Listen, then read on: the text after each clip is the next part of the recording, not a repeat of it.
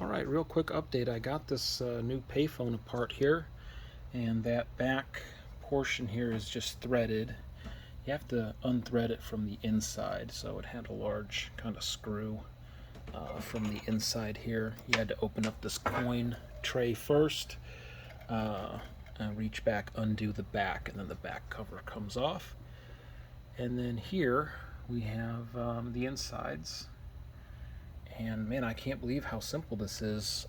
It came with this line, hooks in right here, and then this adapter, this AC adapter, just plugs in right here.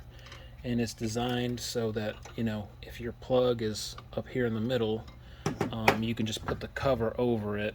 And that's why there's a cutout in the middle, so that you can tuck everything in the middle, bolt this to the wall, and then everything tucks in, nicely.